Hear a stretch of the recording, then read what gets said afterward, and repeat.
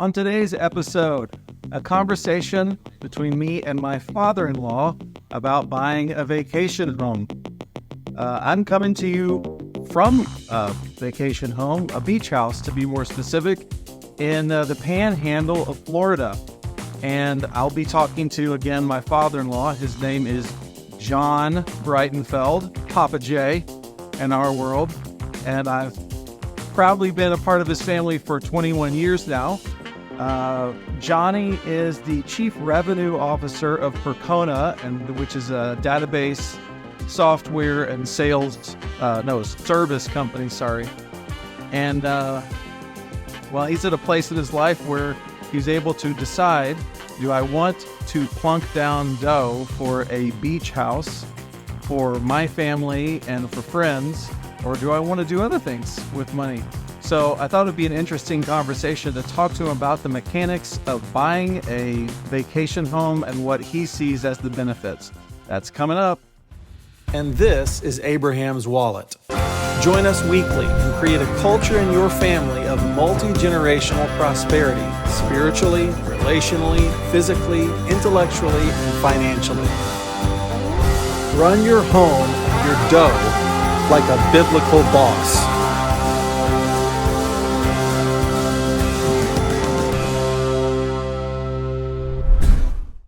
Hi, Johnny. Hi, Steve. How are you? Good. Thanks for having me to Florida. Sure. And we're in this little wonderland that you've carved out for your family, and I would like to talk to you about it. So, first of all, did you come from a family where something like a vacation home would have been normal?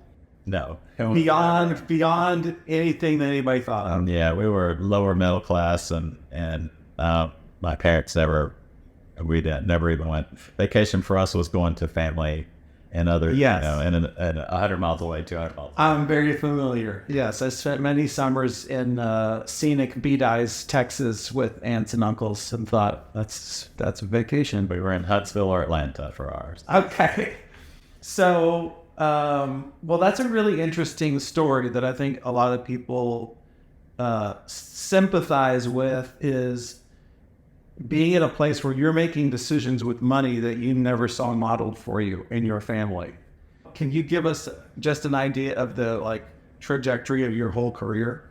It's been all over the place. I've made money and lost money, and I've been up and been down, and learned to be content in either circumstance, which I think is important, and not always been wise with money, and have certainly learned a lot over the years. And it's one of the things that, my dad was, neither parent went to college. My dad was a TV announcer, never made much, but they never spent much. And they grew up in the greatest generation who were very frugal. So they lived on. They lived well within their means, and didn't have to worry about things. But they also didn't desire or go out and do right stuff. So it's been a little bit of trial and error, and maturing and learning from mistakes over the years. So you might not be able to pinpoint this, but when did the idea of maybe we could have a second place come into your mind? Molly, my wife, wanted a lake house for years and years and years, and it never even crossed my mind that we could. I knew income-wise we could afford a second mortgage, because we were way below the percentages that they recommend, and things along those lines. But it just never even crossed my mind. And then what happened is, when our youngest went to college, we asked some friends at a condo in Auburn if we could stay there, and they said, well, for campus visit. And they said, for sure, but we're going to put it on the market, because their son was getting ready to try to go on the pro golf tour. And my wife said, would we be interested in buying it? I'm like, yeah, I'd love to, because I always wanted a place in Auburn, and with a daughter going there for 4-5 years and ended up leaving, I felt like it would be great. And so we ended up buying that place, and that was our first foray into a second place. Okay. And it was a non-rental place. We didn't rent it out at all. but it was well within our means, and we were able to enjoy it quite a few weeks out of the year, and for football games and other things. Like plus she was in college, and it was great to be able to go the 700 miles away and see her. But after she graduated, then we started thinking about, and quite a bit of equity had been added to the house. So we started thinking about a place, and my wife asked about, what about 30A in Florida, a second home there. And so we started to look, and thinking that it's probably a crazy time to buy because the mortgage rates were exceptionally low, but it was a real hot market down here. But we went and looked anyway, and we found a place that we loved and were able to afford. And we just thought and prayed a lot about it. Just decided, we're not getting any younger, and this is something we would love to do for our family and for ourselves. And if we want to retire here, it'd be a great place. If we don't, which I don't know that we want to leave our grandkids that far away, Right. We'll keep it. And if we ever needed to sell it, we felt like we could if we needed to. Do you know how old you were when you bought this place?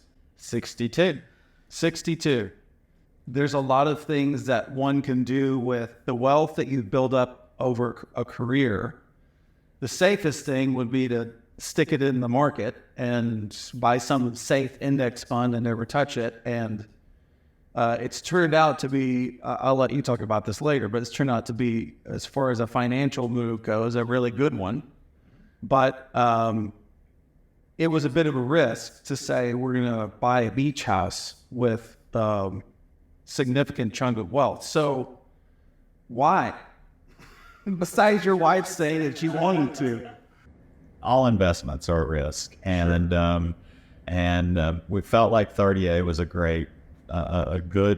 good as you can in terms of real estate risk, and we felt like we were getting a really good price on the home that we found, and just decided that we didn't think there was a ton of downside, and there was potential upside, not as much as, or we didn't anticipate as much as there has been so far, but of course that could change at any point in time as well.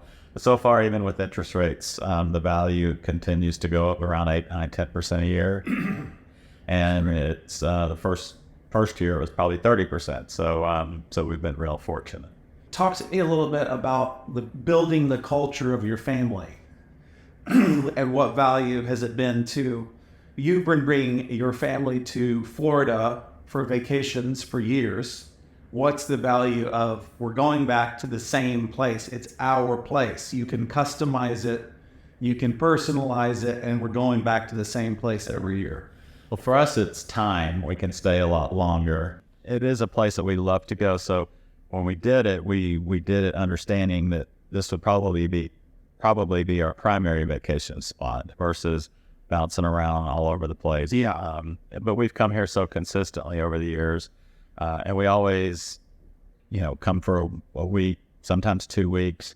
And it's crazy expensive to come for that long for a house for our entire family. So, and that was part of the equation, saving over $15,000 on vacation. That'll go a long way towards your expenses in terms of a beach house. And you have the ability to not only rent it out when you're not here, but to use it a lot more. So we're here maybe 4x, 5x, 6x more than we were prior to having a place. And we also can let our family and our friends use it for anywhere from free to great price for our friends. Yeah. And free for our family. Basically. Yeah. I'll speak for myself and say that our growing children, to be able to come to this same place where we're meeting with aunts, uncles, grandparents, cousins every year, and they want to do the same things every year, and they want to go to the same places every year, and they want to double down on these memories. Well, that's the place where we found the crab. Let's go look for a crab again this year. I'm sure everybody's had that experience. But to come back to the very same house over and over again, it has this, it creates these ruts of memories that are awesome, that we love. Okay, well, when you bought the place, Were you thinking from the outset, we'll use it as a rental property that we'll rent out as well as it'll be a place where we come? My wife would have loved to not rent it out, but based on how much we were spending and stuff, I told my wife that we can either not have a house, or we're going to have a house, or we're going to so she reluctantly agreed to rent it out, and we typically rent it maybe 25 weeks or less a year. Yeah, that's great. We try to rent during the super high seasons when we wouldn't want to be here as much anyway, because it's so crowded, and weather-wise it's a lot warmer. So we'll typically come before spring break, after spring break, busy period. We'll come in May, and then we'll come in August, September, October, and sometimes in the winter time as well. Mm-hmm. So, and those are some of the best months to actually be here anyway. So we ended up recouping a fair amount of our expenses, not all of them, but a fair amount of our expenses, and gives us a nice set of tax deductions, plus the appreciation. Well, not the memories. Plus the memories. So it's nice that I've never really considered this, that the high season when you can get the most for the house is also the season when you least want to be here. Typically for me, Yeah. at least. And this year my wife wanted to come for a month, so we took 3 weeks of the high season out of the booking and let us come here. So she had a girls' weekend, and then we had a week, and then family week, and then another week after that. But it's starting to be low season now. But so we don't have a hard rule that we're always going to rent it out during all the hard seasons. Yeah, you typically come the first week of the high season. Yes, and when school's out, and so we do that as well. But we try to keep it rented. Like if friends that we would normally give a super deal to if they want to come 4th of July week, we'll give them a little bit of a discount, but we're not gonna subsidize your vacation. Right. Too much for that. You've been in your primary residence how many years? 26. Okay. Are you still paying a mortgage on that? I am. We've done a fair amount of remodeling over the years, so I still have a mortgage. It's pretty small, but okay. You could kill it if you wanted to today. So our interest rate's super low, so I don't. Fabulous. Yeah. As long as rule of thumb is, as long as you're earning income, you want the tax benefits of having a mortgage. That's just good rule of thumb. So is your mortgage on this place higher than your primary residence? Yeah. And the interest rate's going to be worse. One, because you get dinged for it being a second home. You don't get the same interest rate. And then I presume that were the rates higher when you bought this place than when you did your last refi on your primary residence? No, in fact, we're at 3.2 on this house. So it's this house would be double, over 2.5x, even with 25% down. I think we put 25% down. So. Wow. And so it's amazing to think what value there is.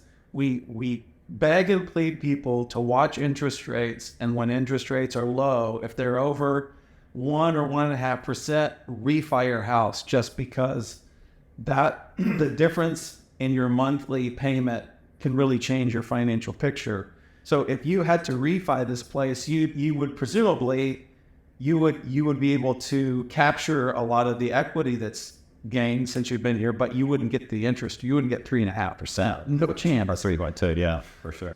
This kind of seaside area, if people don't know what 30A is, it's between Destin and Panama City. And this little stretch that's 13 miles long, 14 miles long, very desirable, lots of resorts along here. And so this real estate is really valuable. And you've told us that it's gone up dramatically since you bought the place. Can you tell us how big is this place? How many bedrooms, and what did it cost you? Yeah, it's 3 bedrooms, 3 baths, 1,500 square feet, air conditioned, and it has 900 square feet of decking, screened-in porches on the upstairs and the downstairs, and then an unscreened back porch that's not part of that 900 square feet. And we bought it at $875, and like I said, we put I think around 25% down, and then it's appreciated in the 2 years, at least on Zillow and Reddit and all the different real estate things. It should sell around 1.4, 1.5 if we were to sell it today. That's amazing. And I'm not doing the math in my head as you're talking, but you said you rented out 25-ish weeks a year. And how much of your mortgage does that cover? 70% on it. Okay. 80. So Okay. it's a good chunk. Well, it's great. If you're getting all that appreciation, you're getting really unlimited time that you want to spend here. You get all the time that you want, and you're not really paying the full price that you would be for the place. And you guys have done a lot of improvements since we've been coming to this place, which has been how long now? 2 years in last July. So wow. Can't believe it's 2.5 years. I think of how was the time? I think July 7th they're closed. Gosh, that's amazing. So it's working really well right now, and I'm thinking of your mortgage at home. You're kind of doing the shell game here with, I'm making a decision about how much I want it to be rented out. I don't want it rented out all the time. I kind of like this balance that you have. What do you think of this place going forward? What do you think in 10 years? I don't know. We really haven't gotten that far. When we're totally ready to retire, we could have a decision to make. Do we live here? Do we stay in Plano, and take the equity out of one or both places? I don't think we'll need to do that, or it would be a huge need. I think we'll be set up pretty well. Are we going to be set up well enough where we're going to keep, two places and want to maintain two places? I'm not sure. So right now, I don't have any decision made. We're going to sell it or we're going to keep it forever. Yeah. We're in a great place right now, and I don't see the market cratering at all. So I think we're in a position where we could sell it whenever you want. Yeah. Just out of curiosity, when I think of maintaining a place that is how many hundreds of miles from your home? 760 something. Yeah. And you probably know exactly how long it takes to drive and fly to get here. So when you think of this place, your home in Plano, and you think of the place and sees at Santa Rosa Beach, at Santa Rosa Beach, do you think that's kind of a fun project that I like improving it and considering what we can do with a place? Or does it seem like this responsibility that does it is a fun project or something like, we got to take care of that place? It's a little bit of both, but more fun than not. So when stuff breaks, like a washing machine stopped draining, and a renter was there, friends of ours, but still you have to get stuff fixed immediately. So sometimes, that's a pain. So when things break, but normally like the project stuff is fun. The difference though is there's always a project. So when you come, you try to decide, am I coming to work on the place? So I try to set aside time to come when it's not a vacation. Typically it's me, or it might be me and you, or me and our other son-in-law, and things like that. But at the end of the day, try to separate that out. So when I'm vacationing, I can truly vacation and not worry about all the little things. But that's a hard line to do when you have your own place. And if you have people have their lake house and boats and jet skis and stuff, something's always needing work. And a beach house is the same way in Florida with storms and rain and just stuff happen, and stuff happens. So but try to separate that out. And it's largely fun, but it is different than just renting a place and not worrying about it. Probably the people that are watching or listening to this, it's not something they're going to do next week, but they're thinking about whether it's an ambition of theirs in 15 years. Yeah. And so that's why I like to talk about the benefits of it, not just for you, but for your family, for like generations, everybody that's part of your extended family. There's a lot of benefits, but you got to consider all of the responsibilities as well. Yeah. So before you give us any last thoughts of wisdom, I'm just wondering, I'll put up some of your stock photos that are online.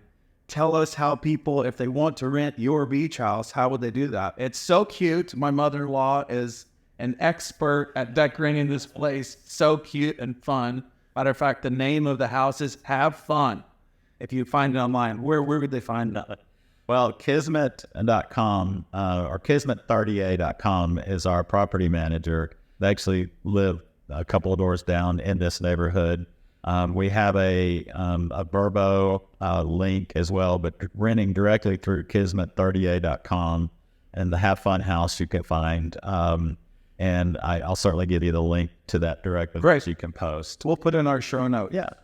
And if they're friends of yours and folks that you know, they can also call us directly, and we can talk to our property manager and do a little bit better on the price. Also, well.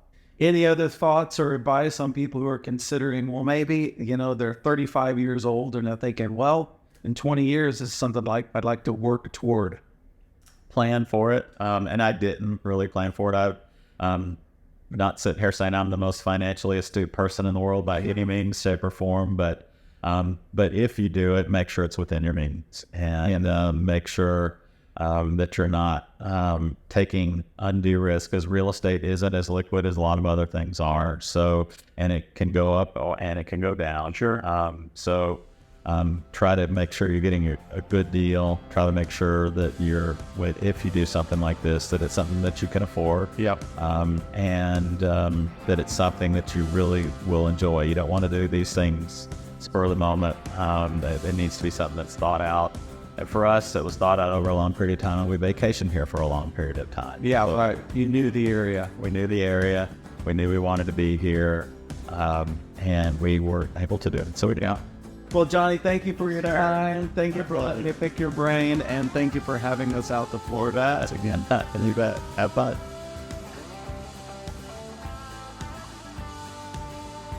But wait, there's more. Hope you enjoyed that conversation with Papa J. And personally, I like the idea that I might be able to use rental income to offset the cost of family vacation property in the future. It sounds great. For something to shoot for in the next, 10 years for me. But before we go, with the time we've got left, here's what we're going to do today. You might have heard Mark in the last few months refer to a project called What the Church. And some of you who are longtime listeners might appreciate the fact that over the years, I have sometimes borrowed the time of Abraham's Wallet to rant a little bit about the state of Christianity, what's happening in church life. And my main concern there as I guess I'm a career pastor at this point, would be the places that the church is leaving its biblical moorings so that we can chase the culture and chase the approval of the modern American. So we just decided, why don't we give that its own space? So we've done that with a new podcast called What the Church! ! What the church? And this is just a place for me to talk about all of the places where I think we're missing something. And sometimes I'm a little put out, but it's more of a heart of concern. And so it's just a little place to do little bite-sized 10-minute, 15-minute little hits on various topics that I think we're missing the beat. So we're going to play you an excerpt from one of those early episodes today. It goes without saying that if this is something you'd be interested in, we would love you to subscribe. You'll find us at all the places that you find Abraham's Wallet. We'll have a YouTube channel. We're going to be on Apple podcasts and Spotify and all those places. So here it is, just about a 10-minute excerpt from an episode I did called Put a Little Hate into Your Heart. That provocative title is meant to raise an eyebrow. And the idea being, we are so positive, we are so addicted to positivity that we fail to see, and we're so, I would say that we're we have been polarized by a culture that tells us, oh, you mustn't ever be a hater. And yet there's plenty of good, healthy hate in the scriptures. So I'm trying to put that idea forward. So without further ado, here's an excerpt from What the Church. So if your goal is to be seen as the most positive or the most loving place on earth, you simply can't tolerate hand-wringing over sin or over this sin-loving culture that we live in. Matter of fact, you can't tolerate negativity towards sin much at all. And the response from the pop church is like, don't you love the people in this culture? Don't you have a heart for the city? Don't you love the culture? Are you a drum roll? Are you a hater? Oh no. Now we've done it. One of the great taboos of modern culture, we mustn't ever be accused of being a hater. Oh.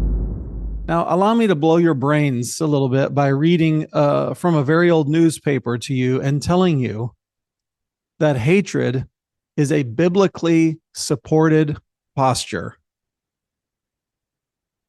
Just sit on that for a second because it's so ground shaking in these days. Hatred is a biblically supported posture or emotion or belief or whatever. It just is. It is. And before I go there, let me just set something up. I love my wife. And I'm committed to my marriage. And that doesn't mean that I'm happy with her all the time or that I feel romantic toward her all the time. No. What it means is that when I say that I love my wife, that I'm committed to my marriage, it means that I have an ultimate commitment toward my wife. The Bible word is a covenant. I am completely united and devoted to the ends of my wife and my marriage. That kind of love brings with it, married to it, connected to it, a whole battery of hates. I hate anything that would threaten her. Doesn't that stand to reason? I hate anything that would threaten our relationship. I would hate any woman who would want to sway me away from my wife. I would hate any man who would want to sway my wife away from me. I would hate pornography or anything that would threaten our union in any way. And yes, that would include phones sometimes, and TV shows sometimes, and work obligations sometimes. Anything that would threaten our pure and unfettered communication.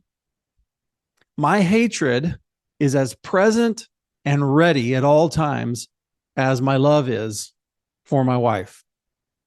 They're part and parcel with each other. There's not endless positivity. There are things where, oh, things are going great. Wait, something is threatening this. Suddenly my face changes. I change my posture and we have to deal with this external thing, or maybe there's something inside us that we have to deal with. Because if I'm for my marriage, I'm against anything that's anti my marriage. And I'll apply that hatred anywhere that I need to. For instance, in Malachi 3, God says that he hates anything that would threaten covenant. He hates violence. He hates threats against marriage covenants. He hates divorce. And he hates anything that threatens the covenant he has with his people. Okay? Now, the reason I started thinking about this whole topic is that I was reading in the book of Hebrews in chapter 1, and it says this about Jesus.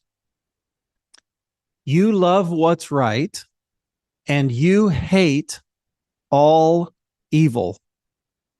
Therefore, so because of this love and this hate that are connected, you love what's right and you hate what's evil. Because of that love and that hate, God sets you on high above all your companions, and he anoints you with joy. That is such a striking passage in these days. I'll just read that quick verse again. You love what's right. Speaking of Jesus, you love what's right. and you hate all evil. Those are two sides of the same coin, as I have already illustrated. Therefore, because of that love and hate, God sets you on high above all your companions, and he anoints you with joy. I have to say, considering Jesus's perfect hate for evil, there's a lot to hate that's going on these days. There just is. How about the absence of justice for criminals? That's becoming a regular story in our country. Someone commits a crime, they don't have to pay the penalty for that crime. How about the murder of babies? Praise God for the overturning of Roe versus Wade, but there are still people who are clenching fists and gnashing teeth that we should be able to kill babies in the womb, and that argument, that debate happens all over our country. How about little children who are lied to about who they really are and what God has declared about them in their DNA? Is that worth getting angry about? What about people believing lies regarding their value, their worth before God? There's a whole bunch of young people, their stories are strewn all over social media, who they don't see the value in their own lives. They don't see the value in family life and having children. And those people have been lied to. They have been deceived, and they are deceiving themselves. Is that not evil? Is that worth getting a little upset about? How about people who say that man is an intelligent animal and nothing more? That we're just kind of, we just happen to be at this moment in time the top of the food chain, and we really don't deserve the space that we're taking up on planet Earth. And really, the most important thing is what some would call the health of the planet, etc. There is a lowering of the value of man, which could be its own episode. There's a lowering of the value of man, which is worth getting upset about because it's wrong. It's evil. Okay. And these people say that we actually serve the planet instead of the planet serving us. What about the belief that man's prosperity through commerce and profitable trade is somehow malignant? That it's wrong for families to prosper, for business to prosper? These are lies. And let me just ask you, as I'm considering Jesus in Hebrews chapter 1, do you hate what's evil? No, really. Are you like Jesus in this way? We talk about being like Jesus, and we usually think being kinder, which is a great thing. We usually think of sacrificing for others. That's a great thing. I don't know if you think of him dressing down leaders, community leaders and religious leaders in Matthew 25, or many other places. Really, there's many chapters given to him dressing down civic and religious leaders. I don't know if you think about him braiding a whip together to go clear out the temple when you think of being more like Jesus. How about this thing, being more like Jesus? Hating what's evil. Do you hate what's evil? Do you hate it? Jesus does perfectly. He hates evil perfectly. And his Father absolutely adores this about him. Do you just go, well, people are confused, let's help them? Or do you set your ever-loving face against the bitterness and the lust and the rebellion and the pride and the envy and the perversion that's all around us in these days? Compassion isn't the reaction. I like compassion. It's a good thing. But compassion is not the reaction to evil. Hatred is the reaction. Not even ambivalence is the reaction of the disciple of Jesus. God reads Jesus' hatred of evil as love for him. I'll say that again because it's so very true. God reads Jesus' hatred of evil as love for him because it's part of loving what's good, loving what's holy. And you simply won't be taught this by the pop church. It does not sell to their target audience. So they're not even going to teach you to have this godly attitude. And I'll ask it again. Is there an appropriate level of hatred in you? Yes, I mean hatred of evil. Is there enough hatred in your local church? I don't mean that you're constantly raving about the ills of society, but yes, sometimes you should absolutely be raving against the ills of society. Otherwise, our families drink down the cultural poison. Our children absorb what's championed in media and in entertainment and in the public schools. Yikes. Yes, even in the church, they absorb these things.